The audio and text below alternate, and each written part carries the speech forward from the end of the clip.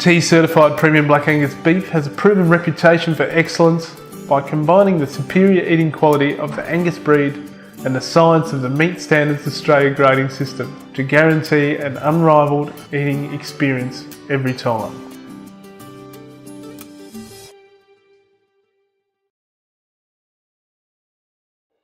Here we go. Alright, to start with this, you're going to need a great piece of porterhouse.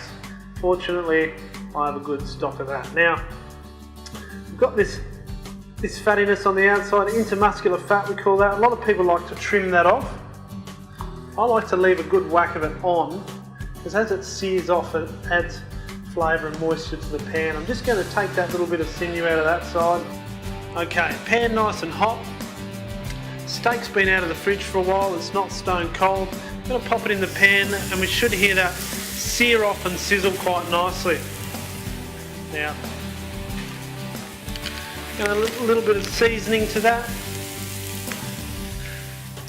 Alright, so we need some diced onion for this dish. So when we're dicing the onion, I like to make a little claw with my finger and just angle my knife slightly away from my fingers so it's not too dangerous.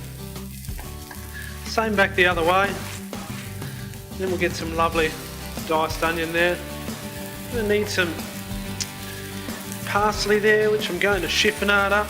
That'll add some colour and a bit of flavour. A little clove of garlic there. Give that a little nudge, a little bit of persuasion with the side of my knife so it comes out easily. Now, quite often you see people say we're going to seal in the juices. It doesn't really seal in any juices at all. What you're doing is basically caramelising the natural glycogen of the steak, the natural sugars, and creating a bit of texture in there. Got some good colour both sides there.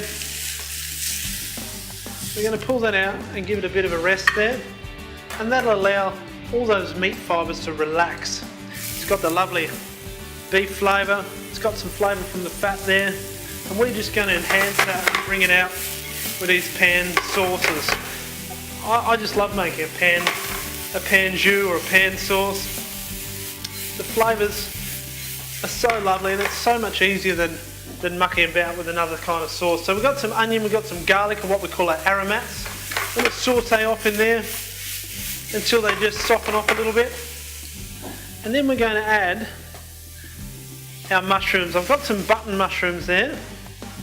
And I'm also going to add to this dish, I've got a collection of exotic mushrooms as well here. So now this is a slightly Italian style dish, so we're going to add a little anchovy in there for a bit of a diversity and flavour there. It's going to add a nice saltiness. It's also going to add a little bit of protein. Once we go in there, we just need a little bit more olive oil for those mushrooms there, just to sweat them down. We're going to give that a little bit of cracked black pepper, a little bit of salt as well. And I'm going to deglaze this pan with some vermouth.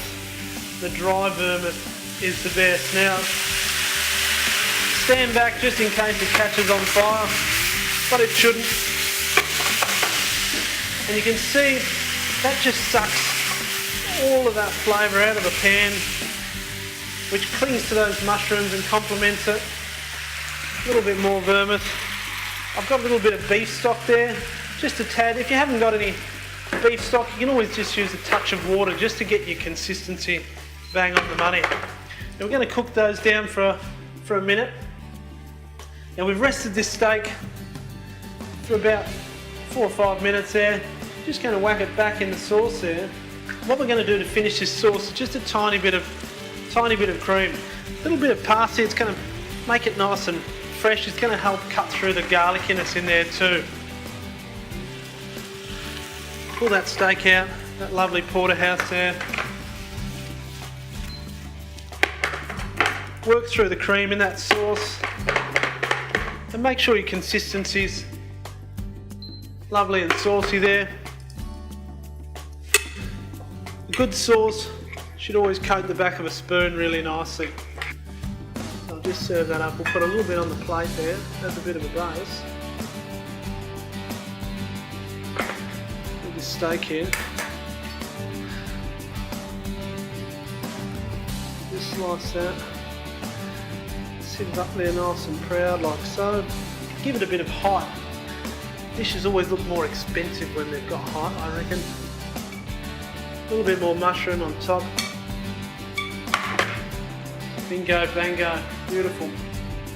Seared porterhouse steak with delicious wild mushroom and sauce.